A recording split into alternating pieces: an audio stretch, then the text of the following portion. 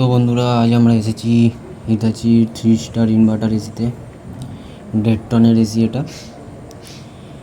আজ আমরা এই এসিতে জেট পাম্প সার্ভিস করব।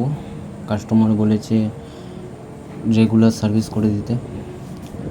4 মাস আগেই এই এসিতে জেট পাম্প সার্ভিস করে গিয়েছিলাম আমরা। তো কাস্টমার আবার ডেকে নিয়েছে সার্ভিস করার জন্য। তো প্রথমে ক্যাবিনেটটাকে খুলে দেখি কতটা কি ময়লা জমেছে কয়েলে।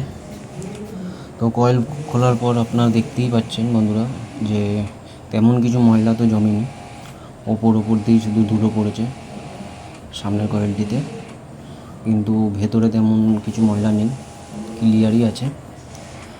ব্যাক কয়েলটিতে বেশ ময়লা পড়েছে বললেই চলে।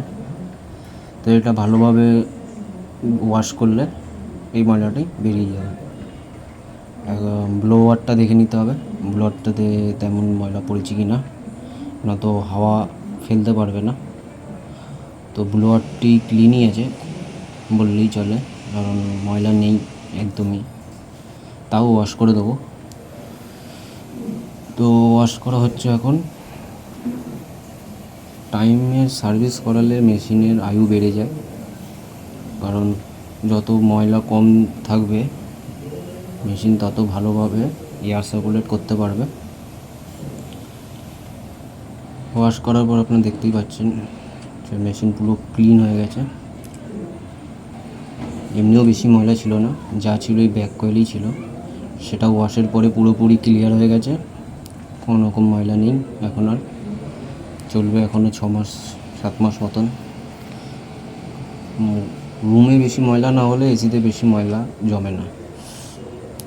রুম যদি ক্লিন থাকে এসিও ক্লিনই থাকবে। ফিটিং করার পর বন্ধুরা দেখতে পাচ্ছি যে এসিতে কারেন্টই নেই, বলতে গেলে টোটাল ঘরেই কারেন্ট নেই। তো এখন আমরা কি করব, ওয়েট করতে হবে কারেন্ট আসা অবধি, না তো মেশিনটা চালিয়ে দেখতে পারবো না যে মেশিনটার কতটা কি ইমপ্রুভমেন্ট হলো সার্ভিসের পরে। ঠিক আছে বন্ধুরা, আজকের জন্য এটুকুই। ধন্যবাদ।